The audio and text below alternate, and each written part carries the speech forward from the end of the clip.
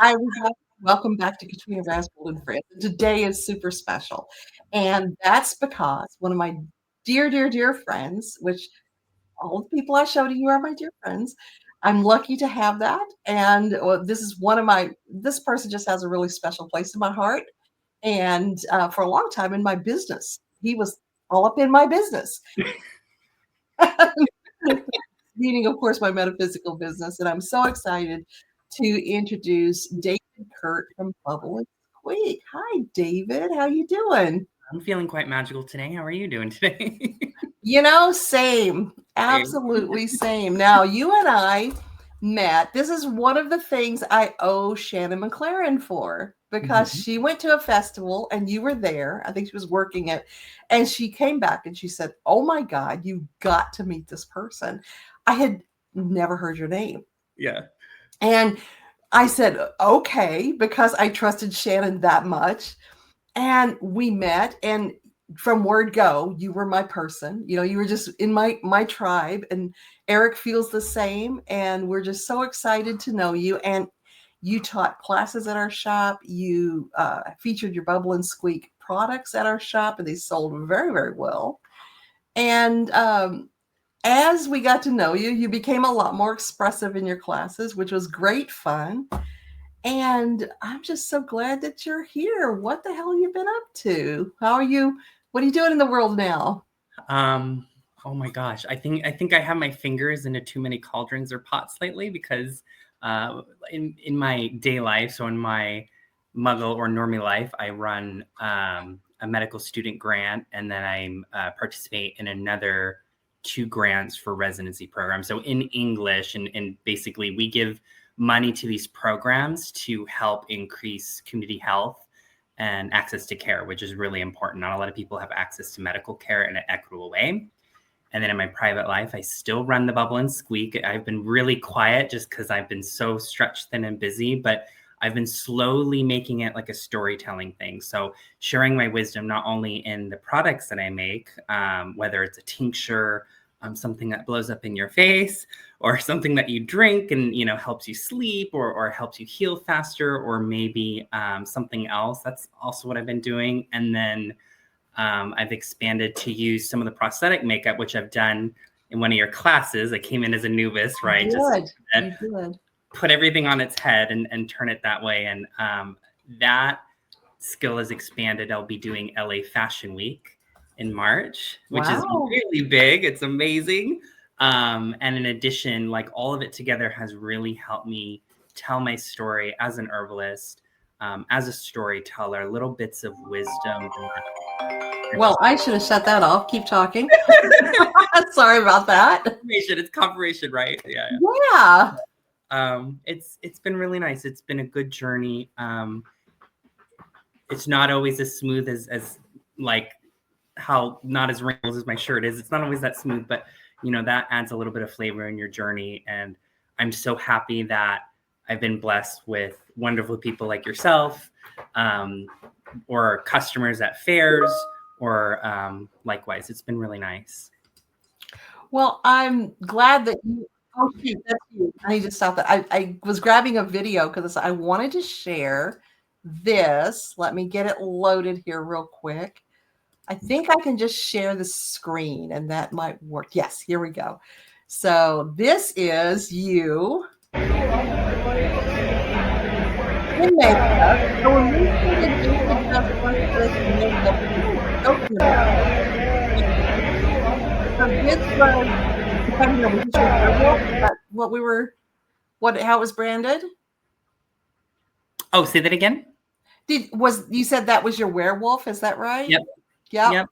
So I love the idea of transformation, and I bring that into a lot of the products I make, because if you think about what a potion is, it's about transformation. It's about something inside a bottle that is usually used as a tool. So I think a lot of people think my products are an escape, and they forget that they're just a tool to help you reach where you're going. And it's okay to ask for help. And the other part of transformation is sometimes we all feel like a little monster on the inside, but when we share that part of ourselves, we realize that we're not a monster at all. We're just something unique and special, and it's okay to share that. And that may not be everybody's cup of tea, and that's what boundaries are for. But other than that, like it's well received. Like it's well, the perception of it is well done. Like when I went there, oh gosh, Katrina, against a better judgment, I went to someone's random house party, and it was very low key. They were very festive with Halloween, right? Very, very cliche, like decorations, everything was really nice.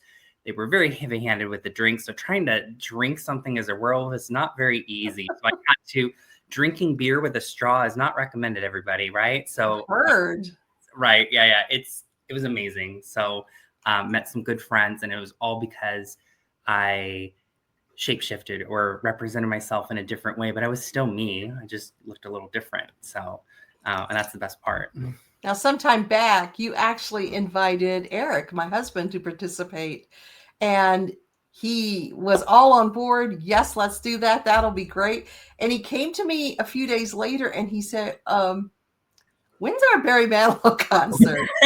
And we had tickets to this forever. And he was broken that he couldn't do that. He looked forward to that so much, but we could always do it at any time you want. So if you want to pick a creature or a gargoyle or whatever you want, I'll come over with something and we'll surprise you.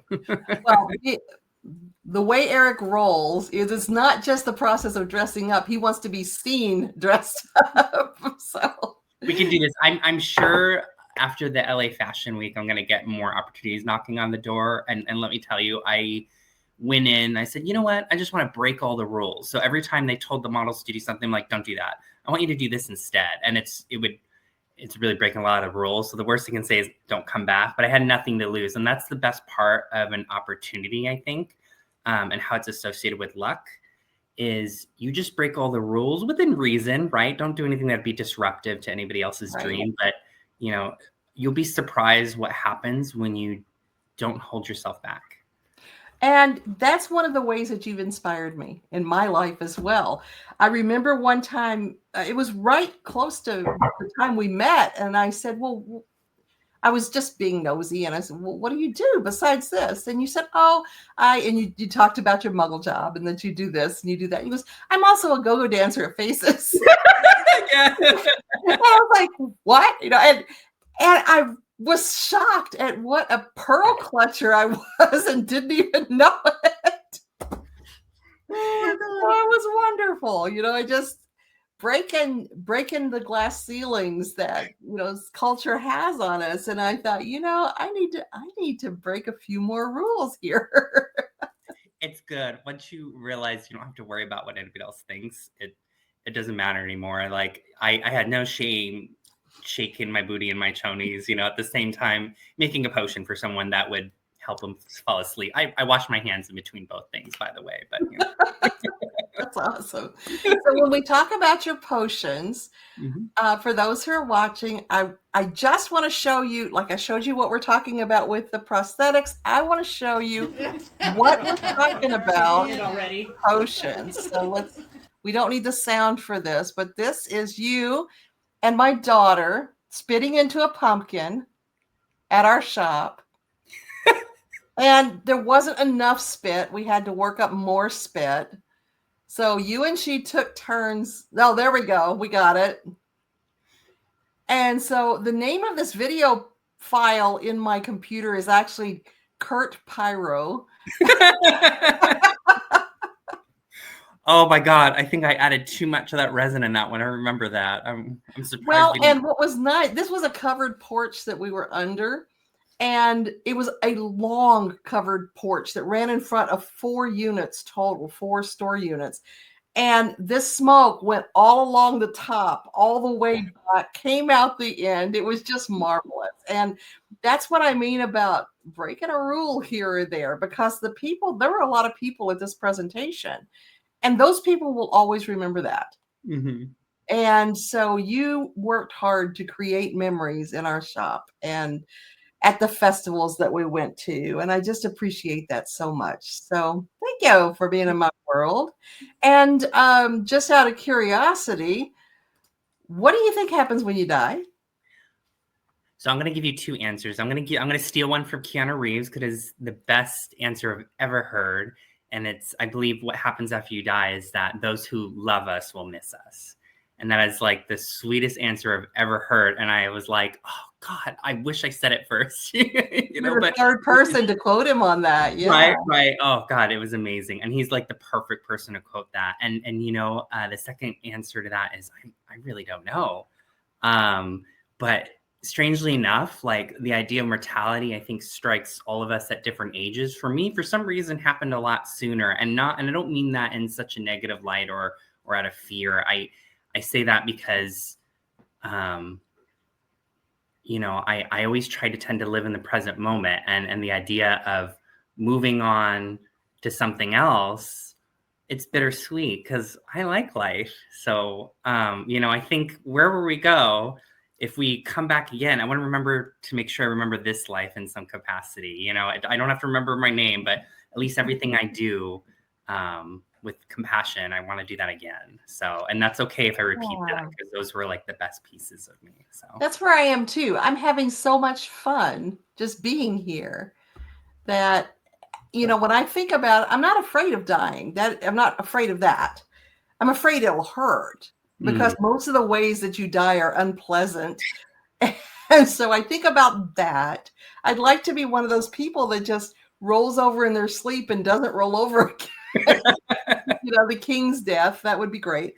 But I wonder, is it going to be ugly? Is it going to be painful? And so it's that part of dying that makes me uncomfortable. It's not the getting over the hump and going to the other experience, but it's also the fact that I'm really having a good time here and I'm really enjoying it. I don't want it to stop. Katrina, they said in some of the NIH and medical journals, and to dial people in, as an herbalist, I have to read lots of medical journals like all the time to make sure I, operate out of good morality and good conscience. And so if something doesn't work anymore and it's in my product, I would remove it. And based on data, I would switch it out. But they say that we're getting to the age that anybody who's alive now may live to be hundreds of years old. And they may look like they're 30. I think the only complications I can think of that is, if you're 300 and you're dating someone 30, that age gap might be a little strange if you're dating. But, who knows? We might be able to have astronomically longer lives and still have fun. So who knows what that would look like? But they said it's exponential, so it could happen fast. Interesting. And one of the things too that I admire about you is something that you mentioned, which is we have a lot of practitioners who are herbalists. We have a lot that are into the alchemical aspects of what happens, but you really put the science to work in it. And so you'll give somebody like, here's a potion to make yourself more attractive and draw in, basically to put a glamoury out there and look more attractive to everybody. And then you'll go into, and it's got to do with the tannins that are in the tea that you're about to drink and how they affect your biorhythms. Like, wow. And I love that about you, because you would just break it right down chemically. Biochemically, this is what my potion is doing to you. Respectfully. Yes. Yeah, I think my favorite is the unicorn one, where I originally used oxytocin, but it's a little hard to process that. So I just use synthetic pheromones. And what it means by synthetic, as you know, is it's just, I don't pull it from an animal. Like a unicorn? Crazy. Yeah. I don't go find a unicorn and pull pheromones from them.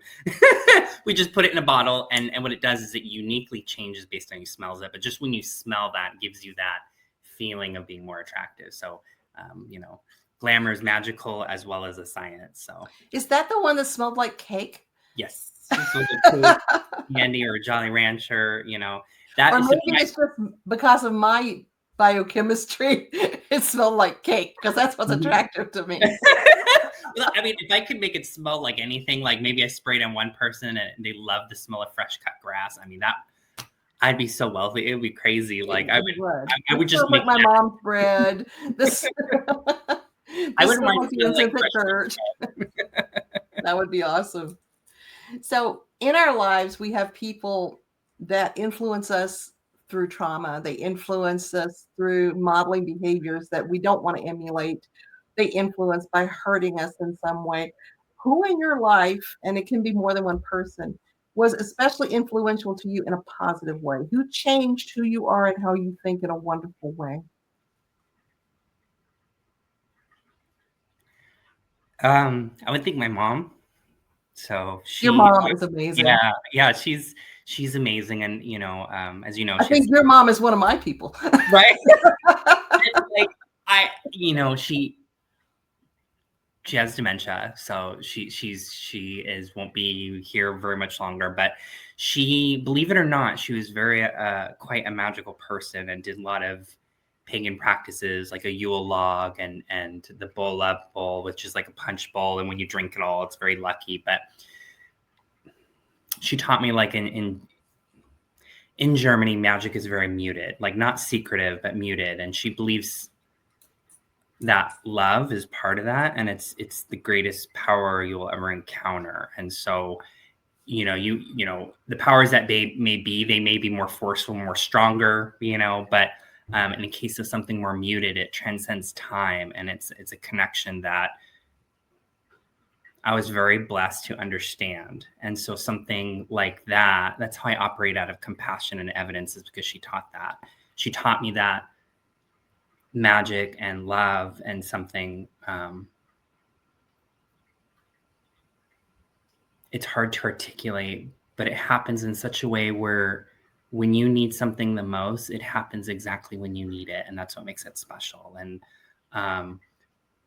having the evidence to know when to display compassion and when to display boundaries. So when you are that kind person, you are still protected.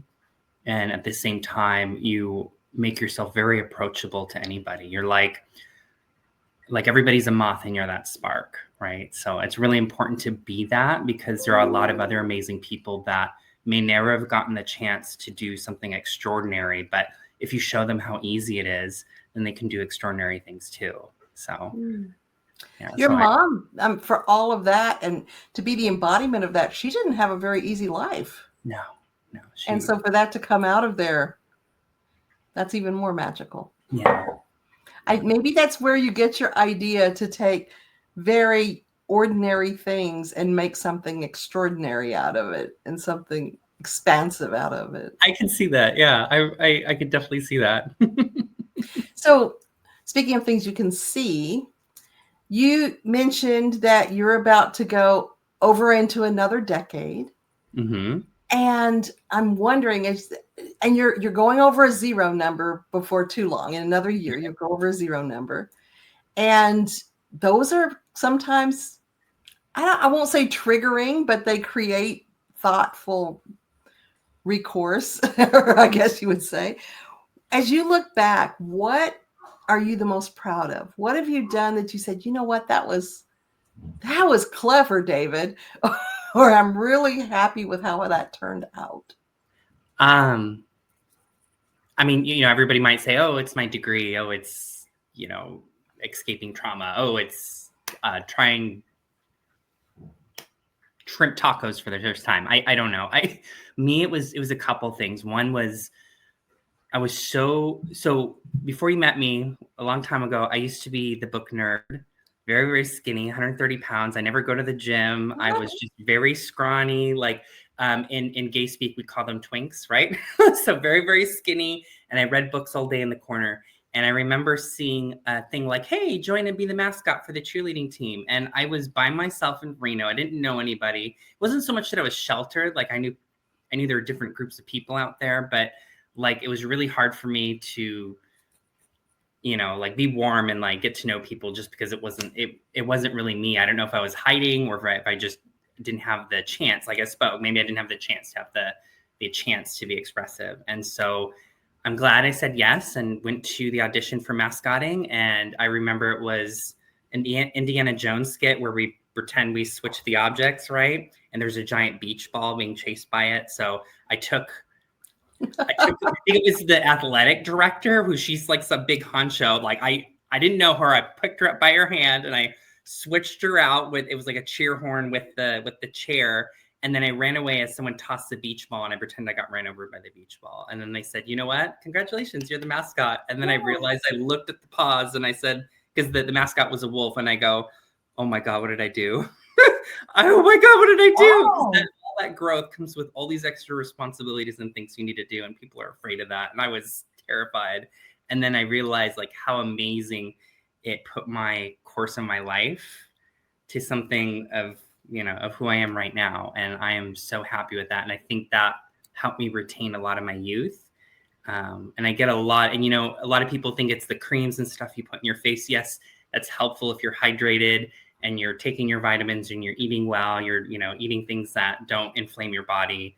That's different for everybody, but it's also how you approach life. Like, it's also a glamour, right? So when you have extraordinary events like that you say yes to, people say, oh my God, I didn't realize you are this age. I thought you were in your 20s, right? Because of how you act and present yourself. And that doesn't mean you're childish. It just means you carry a lot of youth with you, right? Like the Fae or something. Yeah. So you definitely got an upgrade in your wolf costume, I guess. I did. More. You know what? I'm really surprised, Katrina, how many people have the hots for a werewolf. It was really disconcerting, but I got free drinks all night. I got free drinks all night. It was amazing. So, I guess if you ever want extra attention, just be a werewolf. Just be a werewolf. Yeah. So you mentioned that you were a nerdy little kid. Yep. What was your experience like being a little gay kid? It was hard. So, I didn't know I was pansexual. I knew, and to dog people, that means you may not recognize, you can be attracted to any gender. I mean, you can be from a different planet. So I wouldn't mind dating an alien, right? Or as we say, someone from a different world, but I want dinner first and I need to figure out how it's going to work. But it was hard because people are pretty cruel I used to live in the foothills in Cameron Park. So a lot of people are pretty cruel, right? They'll make up stories about you. They vilify you. And so, like, the best part is I realized if I just don't add energy to it, no one will bother me. So I was like, you know what? I'd rather read my books. I rather paint. I rather draw, and eventually you'll find your tribe. You'll find people who are just like you and just as weird as you are. Or, maybe they have a different sexual preference, or, maybe you find someone else who had similar experiences to you, and, what you project out in front of you, that's what you attract. Right. So, maybe I was perceived as an easy target, but I just didn't let myself be consumed by what other people try to vilify for you. Right. Oh. So, and it's hard to do that. And there's an expression in Buddhism where the first arrow that hits you will always hurt. But the choice that you have to make is to make sure that the next arrows that come for you don't touch you. That's very hard, especially if you're in the spotlight, or some people are very intuitive and they use it in the wrong way and they really try to put that nail in your coffin. And sometimes you get really angry, or you say, if you said this, you would never say this in person, right? Or if they do, you just imagine be like, wow. My first thought is like, what happened to you? Did you not eat breakfast? Like, so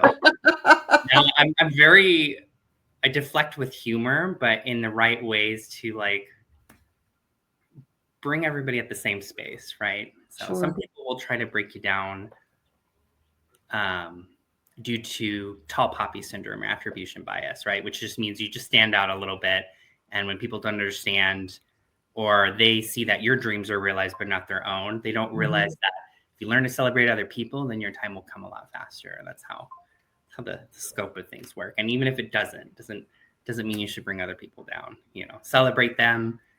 And I promise you, like, things will happen out for your favor too. It's okay to be jealous too. So, I'm okay with that too. There's sometimes I'm jealous of other people, but I name it.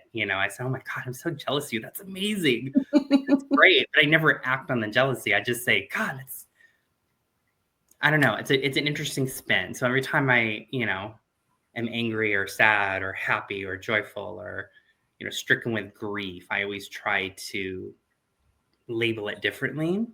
And that keeps you growth minded. So, yeah, I agree. That's wonderful. So what movie or TV show or podcast or book are you into lately? Is there anything you're binging? Is there anything you're loving? I mean, I love anime, which is, I don't know why, because the stories are ridiculous. One of them is like a farming life in another world. It's a little much. I like that one, but I think one of the there's two things. So there's one, I think it's called, it's a very obscure like Netflix movie, and it's called The Worst Witch, but it's not the one you're thinking of. It's this girl. She has a classic German witch nose, but she's very young, red hair, and her little familiar is a raven and not a cat, so she's very off kilter. But she has that whole same kind of German muted magic where, you know, the little poor kid can't afford candy and she winks and like the candy's in her pocket. And then if there's a boy that's bullying another boy, she helps that boy confront her father, who's really the cause of everything, right? Or she says, you know, I can't turn anybody into a frog, but we can do a goat. Things like that. And it's just very little things. And then the other one is a book that my partner got me. It's called House Witch. And the author, I don't remember the author's name. It's a ridiculous, I shouldn't say ridiculous. It's just a really objet d'art name, right? It was hard to pronounce. But the book talks about a young man who's a house witch. And he, you know, makes food and teas and tinctures and solves mysteries in the house, like Murder, She Wrote. And then he ends up falling in love with the prince. But his muted magic was able to solve a lot of problems in this thing. So the only other similar show I can kind of wrap all those kind in is The Good Witch. Yes. So that was, I love that one. That was like another similar one. So I really like those shows, especially House Witch, because the main character was a gay male, right? And it's very unusual in the magical world. Mm-hmm. Take it from that perspective. And it was amazing. So I think it's on Amazon. You can buy it, but I'm about halfway through. So I try to get at least a chapter in between all the things I'm doing. Wonderful. So now I know that you're very spontaneous, mm-hmm. but you also have a tendency that you can be meticulous. You are good at planning. Mm-hmm. You were never late for a single event. So I know that you're good at it. Do you have anything left on your bucket list that you want to accomplish, or are you just winging it? Or yes? That's a good question. Bucket list, I think I don't wait. I just check it off as I go. I mean, I've done everything from hot air ballooning to go-go dancing to modeling to prosthetics. I don't know. I really don't know. I think the next thing on the bucket list would be to make the Bubble and Squeak bigger, more of a storytelling thing, so more people can be part of that audience. I think that's one of them. That's a very practical bucket list. As for a bigger one, I'm really putting it out there to get a house with a food forest, so I never have to go to a grocery store ever again. I can just be like, you want a Capri salad? I got you. And I just go out there and then, you know, film it all, show everybody, show the world like how amazing like a simple life can be. And, you know, I don't know. I don't know why I want that Joanna Gaines life, but I'm okay with that. Well, if you do, make sure you have a podcast about it. Oh yeah. I'll be like, actually, I'd leave the door open. I'd be like, I'm going live if anybody wants to come over for lunch, right? How fun is that? So fun. That's wonderful. So what's your favorite part of the day? I do, you know, I have two favorites, so I couldn't choose between on this question. I would say it's really early in the morning, like 5 or 6 a.m. I like when I can wake up at that time, because I used to wake up that early all the time and go running or go for a long walk. And there's something about the morning hours, that cool, crisp air in the fall, especially where, you know, my nose is quite sensitive. So just smelling the trees and the earth, you know, beneath my feet as I walk, and maybe fresh brewed coffee. Like, I really like those sensations because it starts my day off really well. I'm able to visualize my day and make it extraordinary. The other time is I'm going to take the classic bitch answer and say midnight. Like, I like midnight, the twilight hours. There's something about really late at night, the same thing, where you can just hear maybe the crickets or other sounds. If you ever get a chance to walk late at night by the lake, you'll see all the ducks be very quiet. They make little duck sounds, you know, very quietly as you walk by them. And there's just something about that too, where it's just quiet and you have nature all to yourself. So maybe that's like the biggest thing. So I love those two like times of the day. So great. I love how still it is at night. And especially for people who are empathic, you get so used to the noise, the emotional noise that's there.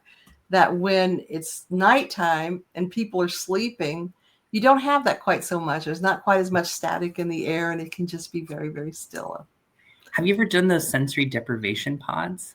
No, but I have thought about it. And I want to say it was Rafa from our store that actually worked in a spa that did the salt baths where you just immersed. Mm-hmm. And I kind of thought I wanted to try that. I have a little bit of a water phobia, but because I don't swim. Yeah, And I had a lot of uncomfortable experiences for not swimming.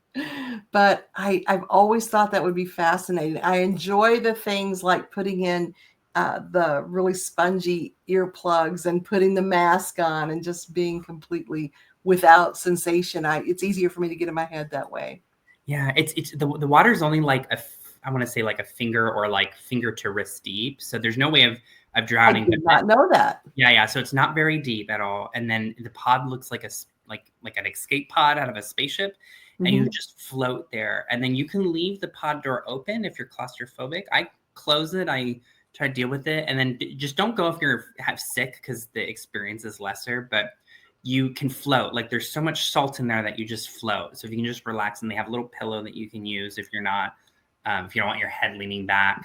And then what's really weird is the temperature is almost the same temperature as your body, Katrina. So it's almost like you're floating out in space, and it gets so quiet that you almost hear your heartbeat and your breathing. And it's a very unique experience, but if you can get into a space where you can just feel comfortable, you come out of it and you're, do it slowly. Cause if you're very sensitive to, stimuli, it gets much more sensitive after that, but it's amazing. Wow. So if you ever get a chance, it's definitely worth doing. I wouldn't buy the packages, but it's, on a one-off, if it really helps you, yeah, oh my gosh, it's just a unique experience. Well, you made me add something to my bucket list with that. I mean, what we could do, like me, you and her could all go to one of them, right? And then we can all float a little bit an hour, and then you can relax like in this. Reminds me of my apothecary room. It's very chill, very quiet. You can write in a journal, felt like I was floating in space. I wanted donuts, like, I don't know. It's really cool. Your apothecary, by the way, is quite impressive. Really? Well, that's a lot coming from you because I really like your space. I wish I had it bigger because I wanted to add like live plants and stuff, but it's amazing, Katrina. Like I try to max my space. So like the desk comes out of the wall, I have floating shelves. So a lot of people can fit in this small space and enjoy themselves. And then I'm not very posh. Like if there's equipment that makes my life easier, I'm going to use it. So I ran another herbalist. They're like, I do everything from scratch. And they have the wooden bowls, like they have the whole aesthetic. And I'm like, well, I use cauldrons. And then I use this machine that's a centrifuge and, it spins the oil and stuff. And that's good for me. I like I even have a wax melter to make candles that I use that to make my salves as well. So I have one that's, sometimes I have to double up because one of them might be with things that are not safe on skin and the other ones, but it makes your life that much easier. And if I can do that, if I'm making commercial things, Katrina, it means I can make things cheaper too and still make a profit. And that's like my goal is there are some people like everything's so expensive. So if I can make more of something, make it cheaper, but still high quality, that's like the best thing to do. What's interesting too is that we get that a lot in the hoodoo world and the people who do hands-on folk magic. There's two camps, and one camp says they're basically the reconstructionists who will say, if you're not doing it exactly as they did in the 1800s, you're not really doing it. And then the other camp, which is the one that I'm in, is the one that says, if they'd had Bic lighters, they would have used Bic lighters. Yes. Because they used what they had available. And sometimes what they had available could make their life easier. Mm-hmm. So I just am one of those people that think that trains and umbrellas and things like that would have been used if they had them. Well, I mean, like I remember you posted something about mullein, and I never knew this. It was used as a torch. Mm-hmm. And I was like, oh my God, I needed mullein. So I was looking everywhere for fresh mullein, and my friend had it, but it was too dry to use. It's like on my bucket. Well, I guess we're talking about bucket lists. I'm going to make a mullein torch, but like they use things like that. So I think people back then were just very creative at certain things, but I'm pretty sure even if they had technology or other tools to use to make their life easier, less cleanup, less mess, they would still use it. You can still be creative, and there's nothing less about it, I think. So you're right up there. So I don't know what state of its cycle it's in, because I've not been up there in over a year. No, 2 years. But if you ever again want mullein, just go to my property in Grizzly Flats, because it is overrun with it. And after the fire, and there was some grow up, and I went there a year later, I posted pictures on my social media, and it was a very kind of heartfelt thing of, this used to be my home. This is where I raised my kids. And now it's this field. And you can really tell that my social media goes out to a shitload of witches, because they're like, is that mullein growing on your property? Can I come get some? You still own that property up there, or did you sell it? We do. No, we still have it. Nice. It's on the market. If anybody wants to buy, an acre, 1.67 acres in Grizzly Flats, California, I can. I mean, they do have those. It's called geoship.is. It's like these. Oh God, they remind me of those little dome houses in Star Wars. Mm-hmm. But they're fire resistant. So I was like, I think I put a down payment on it a long time ago, and I figure if I just get the purchasing agreement and I can't afford it, I would just say, oh well. But it was really cheap. It was like $100 to $500, but you can attach the bigger ones and lower ones. So just if you still have it, I might get it, because I can at least get my food for it somehow. So well, I can get you a really good price on some nice flat property, no problem. In fact, ours was the house that we had was actually the what's the word? It was the demo house. It was the show house. Oh, okay. For they called it Grizzly Park, and it was a man named Tom Porter who built all these properties up there. And a lot of them had the A-frame shape that we had. That was kind of his jam. But that was his office and the model home. That's what I was trying to say. And so it was on the nicest piece of property you could get in Grizzly Flat. So it's all flat and pretty and has these beautiful trees and everything. So it's nice. So yeah, I can get you a really great price if you decide you want to drop a dome up there. We actually had a couple of the geodomes up, not us personally, but we knew people who had them, and the little golf ball looking structure. Yeah.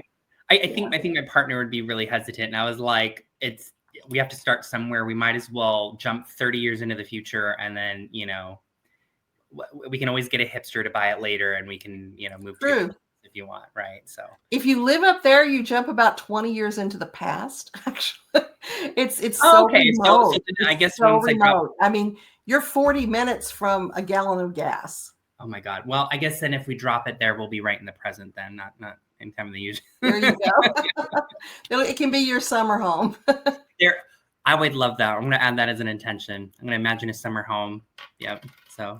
And of course, because the place just I would say 2/3 of the town completely razed, burned to the ground just 4 years ago. It's all very fireproof for now. And fertile, and very fertile very soil. Fertile. Yeah. So. And there's the coolest graveyard up there. They've got graves from the early 1800s to 2007, I think it was. And it's just really a marvelous, marvelous cemetery. And the area across from my property is particularly loaded, because that's where I buried all my spell bottles. And then it lit on fire. Oh, no. Eric said it must have been like when the Ghostbusters had their containment unit shut down. Oh no! I think did that realization, like when all those spell bottles burned up, were you like, oh God? I didn't think about that for 2 or 3 weeks, and somebody actually asked me about it, and I think it was Gladys, and I thought, huh. But we lived up there for 20 years, and we had this huge formal circle in the back. And we worked so much magic up there. We did so many rituals there. And I thought, wow, fire is the way that we release energy out into the world. So any of that remaining energy just went. And Eric and I really believe that that's how, one of the reasons we ended up in such a good place after the fire was because all that awesome energy just went kaboom and got all over everything. I love your place. It's so quiet. Like every time I park, I always take a minute and just like take it all in, and I can smell the trees and everything. It's always my favorite. And then I think last time I picked a whole bunch of yerba Santa as I was going. I was making little stops all the way up. And that's because I was like, oh, I can make the oil out of this. And oh, this is even a better branch. And so I had a big old like patchwork of like herbs in my back seat. And so it has that almost lightly camphor smell from it. And it grows like a weed up where you are. And the quality is really good. I used to pick it near the river here outside of a preserve area. When I mentioned that, I wasn't picking inside a preserve, but it's like near the river. And the quality is just not as good. They look either burnt up or diseased, and so it's not very good to use. But like it's really nice how much of it is growing up there. It's pretty hard to find it in the foothills now. I knew a woman named Belisama who used to take her students on herb walks down. Gosh, why is it escaping me? What's the dam on Hazel and 50? Folsom Dam? No. Well, no, it starts with an N, and I can't remember the name of it. And I have Natomas stuck in my head, so my brain can't get around Natomas, which isn't it. But down there by the river down there, where the fish are. There's a fish hatchery and things like that there, and an aquatic center. Oh, the Nimbus? Nimbus, thank you. That's the N word. Yes, the Nimbus area. And she used to walk them all along there, and they would get mugwort, and they would get all these different herbs from there. And she could identify any herb that was there. So I know there's a lot of good stuff there, but you're always welcome. Nobody notices if you take any herbs from. Yeah, you got a lot of witch's broom too. So yeah, so much. Yeah, I still have the broom that you gifted me, and I was like, when I got it, I was like, it's a rite of passage. I have a broom now. It was so funny. So I don't have it in my apothecary. I figure my bedroom's better. And so like if you ever get a chance, because I invited you guys to Yule. Yes. I know we're far away. So I know that plays that part of it, but you can see it. It's all Nordic. I have axes and birds and the broom hanging up and everything, and soft rugs, and the fur rugs are fake, but like it's like you walk in and it's very cozy with salt lamps, nice, and pine, and I leave my computer on so people can play games, because my space is not the biggest, but I crowd 30 or 40 people in here just fine, and most of them just go into the apothecary, and I can't like sit down and be like, anybody want more wine? Like, here you go. Yeah. I remember I was having a hard time with something. I don't remember what. And you just kind of showed up out of nowhere with this little cast iron cauldron, and you're like, take this. You need this. You can work magic inside you. And I still got it. And I still use it all the time. Yeah, it's my favorite. I think the obsession that I have is cauldron. So I think everybody has theirs. It's a good obsession to have. It really is. So if you could go back in time to any point of time in your life with full knowledge that you have now, and speak to your younger self with the understanding that your younger self will be receptive to what you're going to say, will listen to you. They might not act on it, but they will be able to point back and say, that person tried to tell me. When would you go back to, and what would you say? I can give you a practical answer, and it'd be like, invest into the scam of cryptocurrency right at the right time, right? But I mean, to be realistic, if we want to give like a good, like wise answer, I think my past self would be very proud and feel very protective if I went back in the past, of just being like in my presence, because a lot of us feel like we're not, like we didn't do very much, but I know that our younger selves would feel very protected if we were in their presence. So I think I would tell myself, things are going to be okay. And you really need to focus on good boundaries, that not everybody is out for your best interest, number one. But number two, doesn't mean you still can't be grateful to have a kind heart. And a lot of people will stomp that. So just hold on to that. It's really important, especially with the times you will be feeling, or you'll notice what we're going into. It's going to feel like you're in a book, like a comic book. Mm-hmm. And it's going to be really important to know that it takes great strength to still be kind. So especially now. You know, and that's one of the purposes of this YouTube channel, is to show the world there are still kind people out there. There are still fun people out there. There's still interesting people out there that you want to listen to, you want to watch, you want to pay attention to. And I just happen to be lucky enough to know a whole big bunch of them. So you're definitely one of those. Yeah. And speaking of that and all the things you do, and this can also be for someone else if you have other people as well, what would you like to promote? That is a wonderful question. So TheBubbleandSqueak.com, you can just go to that website. It sends you to all the social media. So I think there's a function here, so I can write it in here. And we'll put it in the description. Mm-hmm. So that's the website. It has just anything that involves the potions or the storytelling. So you can see cute little videos, some of our cartoons. Some of it will be singing. I tried my hand at singing.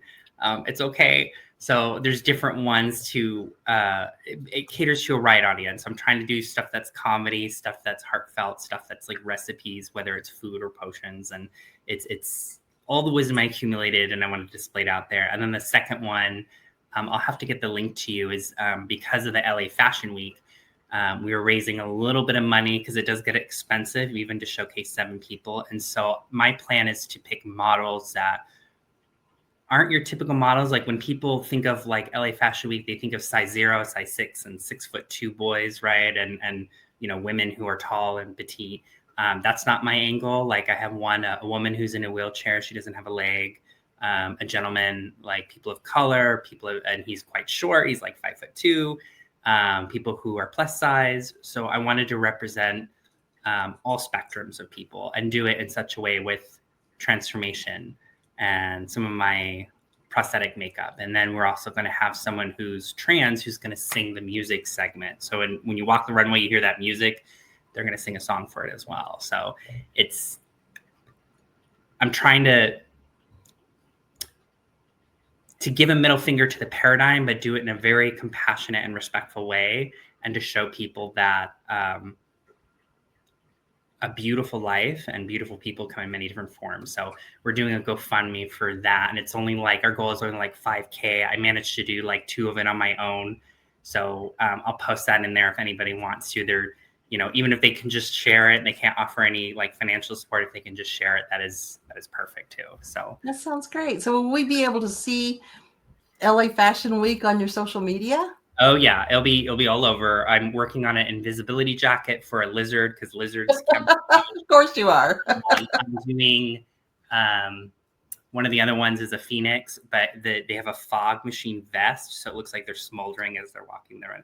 So there's just different, very creative things that people have actually made these materials before. It's a lot of gatekeeping, so I have to be very creative on how to figure it out myself and just share it with people. So I've had some roadblocks, but they won't be roadblocks for long. So I'll be able to figure it out. So, and I'm really excited. So the idea is not just show off clothes, which I guess they're encouraging me where you can buy them. But it's encouraging energy more than it is what I'm selling. So I'm really excited for it. And it's a 3-day event in March, and I'm going to be so tired, but it's going to be so much fun. You will. So, yeah, and we're only doing 7 models, so it's not a lot, but I do need to make sure that some of their costs, because some of them don't have a lot of money, so I want to support them in getting them down to LA. So if we have to caravan in a big van, then so be it. I'll be that chaperone that caravans everybody all the way down there. I'm okay with that. It won't be long. Maybe we'll hate each other or love each other by the end of it, but that's okay. We'll figure it out. So everybody be sure and look in the description for this video, because we're going to have David just fill it up with links that will let you reach Bubble and Squeak and let you see what all's happening with that portion of LA Fashion Week. It's going to be fun. It's going to be exciting. And if you follow David on social media, you're going to see so many fun things. It's not your typical, this is what I ate at Applebee's kind of social media. It's very entertaining and just so worthwhile. So David, do you have anything to add before we finalize? No, thank you for letting me be a part of this. I was super excited when you asked me to be a part of this. I was dancing in my room. So, thank you so much, Katrina. And for anybody who is listening to this, thank you so much for taking the time out of your day to listen to us, talk about. Well, you were 100% on my list, and Eric and I were actually eating Mexican food last week, and we were brainstorming. So who should I interview? And he said, "You have not interviewed David Kert yet." I said, no, he's on my list. I will. And I sat at the table and messaged you. So you can see that yes, I'm doing David Kert. He's on the list. So exciting. So thank you for being here. Thank you so much. You actually made time out of your work day to be here with us. So thank you. Yeah, of course. And we look forward now. I've got 8 more questions if you decide that you are brave enough to come back. Oh, yeah. I got a whole other, like, this is what we did today. And then I got a whole other group of questions on the back. So yes, if we can get you back, that would be just wonderful. And look forward to it. Thank you, David. Everybody take care. And this is my friend, David Kert. Bye-bye, everybody. Bye.